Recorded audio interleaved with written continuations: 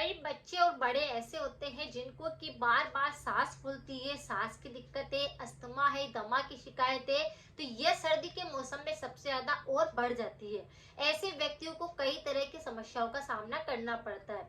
अगर किसी को भी आपके आस पड़ोस में, घर में, दोस्त में, किसी में को भी इस प्रकार का इन्फेक्शन है, तो इस रेमेडी को आप उन लोगों के साथ जरूर शेयर करें। क्योंकि जिस व्यक्ति को भी सांस फूलती है उन्हें बहुत ज्यादा दिक्कत महसूस होती है, सांस लेने में भी दिक्कत होती है, वह सही ढंग से सो नहीं पाते हैं, बार बार सांस फूलने से शरीर में कमजोरी आने लगती है। तो आज का वीडियो काफी ज्यादा यूजफुल है, इस आप इसे शेयर करें, सपोर्ट करें। श्वास रोग होते कौन से? जैसे श्वास रोग के अंदर जैसे किसी व्यक्ति को सांस बहुत ज्यादा फूलती है, सीढ़ियां चढ़ते टाइम पर बहुत ज्यादा सांस फूलती है, या फिर आप किसी काम को कर ही नहीं पाते हैं, आपको लगता है कि बस पूरा दिन आप सोए रहे, इस प्रकार की दिक्कत होती है। कई व्यक्ति ऐसे होते हैं जिनको कि सांस फूलने के साथ में ही खांसी का संक्रमण रहता है। कुछ व्यक्ति ऐसे होते हैं जो थोड़ा सा काम करते हैं और उनको लगता है कि हृदय की धड़कन बढ़ रही है, तो ये भी अस्थमा वालों को ही दिक्कत होती है। किसी को सांस फूलती है, सर्दी जुकाम का इन्फेक्शन होता है, तो थोड़ा सा सर्दी जुकाम हुआ है उनको सांस चढ़ने लगता है, जिसके कारण उनके सीने में, पीठ में दर्द महसूस होने लगता है। जिस किसी के भी फेफड़े में बहुत ज्यादा कफ बलगम जमता है या फेफड़ों का संक्रमण भी बहुत ज्यादा होता है, वह भी इस रेमेडी को कर सकते हैं। कई बच्चे ऐसे होते हैं जो अपने स्कूल का बैग भी उठा नहीं पाते, उनको वह भी बहुत ज्यादा भारी लगता है, तो ये सांस फूलने की दिक्कत होती है। सांस फूलना यानी कि आपके श्वसन तंत्र के अंदर किसी न किसी प्रकार की कोई एलर्जी हो रही है, किसी प्रकार की नलियों के अंदर कोई दिक्कत हो रही है, जिसके कारण आप सांस सही ढंग से नहीं ले पाते। उसके अंदर थोड़े से धूल मिट्टी के कण पहुंच जाते हैं, या फिर पोल्यूशन बहुत ज्यादा होता है, या फिर आपने कुछ ऐसी चीज खाई है जो आपको एलर्जी पैदा कर रही है, जिसके कारण ये दिक्कत हुई है, या किसी ऐसे व्यक्तियों को कफ बलगम बहुत ज्यादा बनता है, उनको भी सांस की दिक्कत ज्यादा रहती है। अगर किसी का बचपन में निमोनिया हो चुका होता है या बचपन में सर्दी जुकाम बिगड़ चुका होता है, तो ऐसे व्यक्तियों को भी आप देखेंगे कि सर्दियां आते ही ये संक्रमण बढ़ने लगता है और अस्थमा की दिक्कत ज्यादा होने लगती है। ऐसे में व्यक्ति रात को सोते समय पर सही ढंग से सो नहीं पाता है, तो इनहेलर का प्रयोग करता है, लेकिन इससे और भी दुष्परिणाम आपको देखने को मिलते हैं। किसी व्यक्ति को बहुत ज्यादा कमजोरी होने के कारण भी अस्थमा की दिक्कत, सांस की तकलीफ होने लगती है। तो बहुत सारे ऐसे कारण होते हैं जिसके कारण सांस की तकलीफ पड़ने लगती है, अस्थमा की समस्या होने लगती है। चाहे आपके आसपास कहीं पर भी इस प्रकार का कोई पेशेंट आपको नजर आता है, तो उन्हें इस रेमेडी को जरूर बताएं, जिससे कि 100% उन लोगों को आराम मिलेगा, उनका सांस की जो तकलीफ है वो बिल्कुल ठीक हो जाएगी। यहाँ पर आपको सिर्फ दो चीजों की आवश्यकता रहेगी, एक होएगा सेंधा नमक और दूसरा होएगा मुनक्का। मुनक्का वही द्राक्ष होती है जिसके अंदर बीज भी निकलता है, ये थोड़ी सी आकार में बड़ी होती है और काफी ज्यादा औषधीय गुणों से भरपूर होती है। सेंधा नमक का प्रयोग हमको यहाँ पर करना है।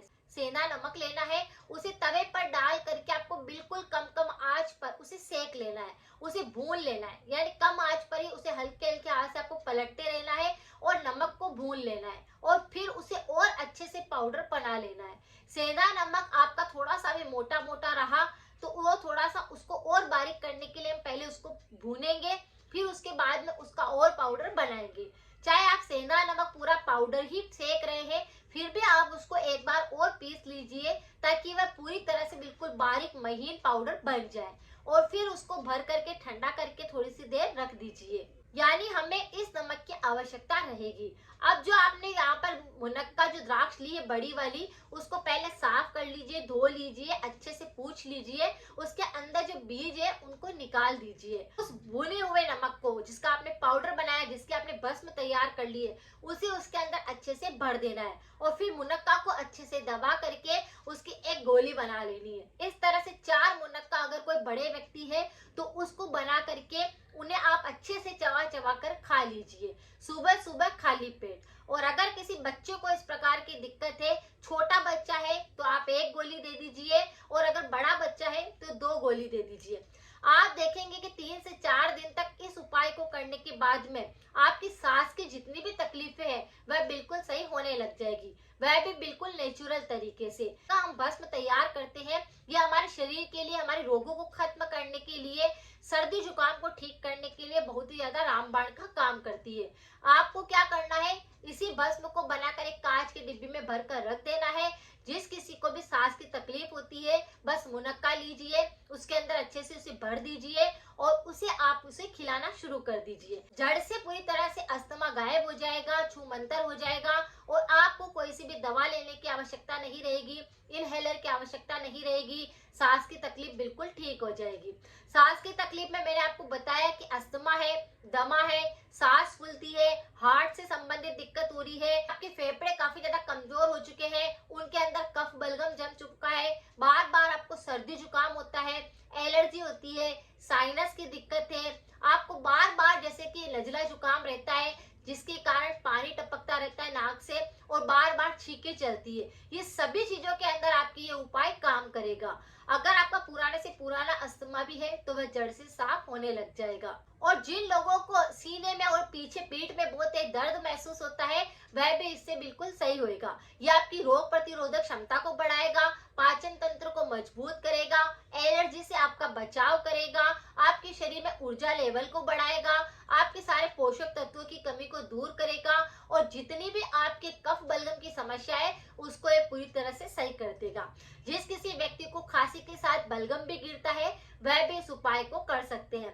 जिस किसी के सांस फूलने की दिक्कत बिल्कुल ठीक नहीं हो रही है तो इस उपाय को करिए, आपको इंस्टेंट आराम मिलना शुरू हो जाएगा। हमेशा ध्यान रखें कोई सी भी रेमेडी अप्लाई करें, परहेज उसके साथ में जरूर करने चाहिए।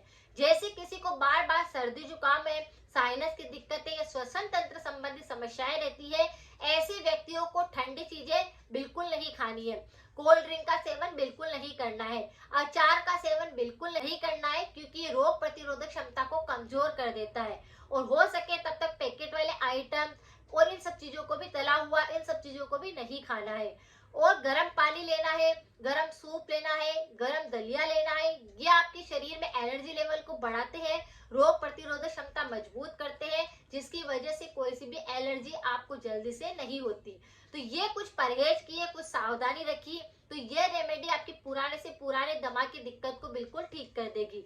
वरना अस्थमा और दमा एक ऐसी बीमारी है जो बच्चों को लेकर बड़ों तक किसी को भी समस्या हो जाए तो उनके शरीर को कमजोर कर देती है। श्वसन तंत्र अगर सही ढंग से स्ट्रोंग नहीं रहेगा तो फेफड़े सही काम नहीं करेंगे, ऑक्सीजन पूरे शरीर में नहीं अच्छे से चल पाएगा, खून की कमी होने लगती है।